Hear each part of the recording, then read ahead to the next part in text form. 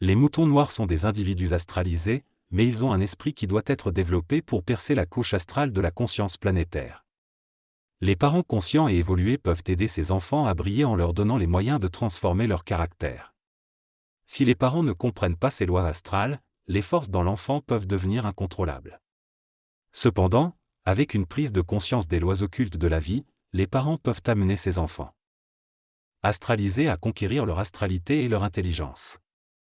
L'ambition et l'incapacité sont des concepts liés au besoin de l'ego de se créer un statut social. Ces termes ne sont pas nécessairement négatifs, mais ils peuvent présenter des défis. L'incapacité est la difficulté pour certains individus de satisfaire leurs besoins et désirs.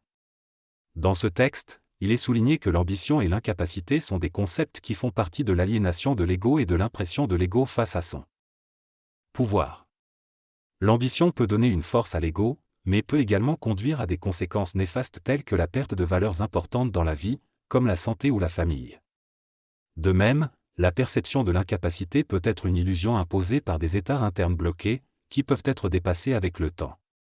Il est suggéré que l'homme nouveau doit vivre une épuration psychologique pour se libérer de l'ambition excessive ou de l'impression d'incapacité. L'ambition doit être purifiée pour trouver un rythme de vie en accord avec sa réalité, son esprit et ses principes. De même, l'homme qui se sent incapable peut devenir de plus en plus capable grâce à une transmutation de son énergie et au contrôle de celle-ci. L'auteur met en garde contre le fait de ne pas voir clairement les lois de l'esprit par rapport aux lois de l'ego. L'homme conscient doit apprendre à reconnaître les aspects psychologiques qui alimentent l'ambition ou lui donnent l'impression d'être incapable.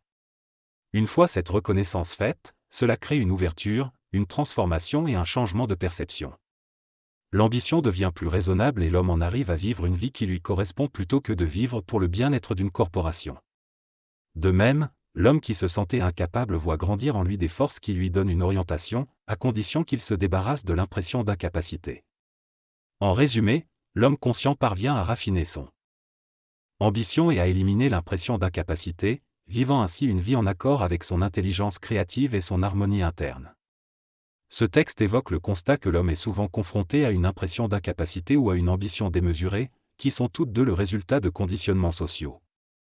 Cependant, il existe un esprit en chaque homme, une force qui lui permet de réaliser et de dépasser ses limitations. Pour cela, il doit travailler avec cette dimension de son être et se libérer de son conditionnement. Si l'homme parvient à s'allier avec son esprit, il pourra dépasser les aspects psychologiques de l'ambition et de l'incapacité. Il comprendra que son incapacité n'est que temporaire et que son ambition doit être modérée. Il pourra ainsi vivre une vie plus intelligente et équilibrée. L'homme doit se libérer de l'esclavage de la société ou de la pauvreté d'esprit et apprendre à se connecter à l'énergie créative de son esprit. C'est en équilibrant son intelligence et son énergie qu'il pourra atteindre une capacité harmonieuse en adéquation avec ses plans. Ainsi, l'homme est invité à dépasser les polarités de l'ambition et de l'incapacité pour trouver cette intégralité et cette force créative qui se trouve en lui. L'homme est esprit, c'est-à-dire force, mais cette force doit être équilibrée pour éviter l'ambition ou l'incapacité. L'homme est responsable de sa destinée et doit prendre conscience de la nature de ses concepts pour les dépasser. Haine est accélérée, l'incapacité est ralentie, mais les deux doivent être amenés dans un temps parfait, celui de l'esprit. L'homme doit travailler avec plaisir et reconnaître qu'il a toujours pu travailler, mais qu'il était retenu par des conditionnements psychiques. Il doit épurer le concept de l'ambition et de l'incapacité pour bénéficier de son intelligence de façon harmonieuse et créative.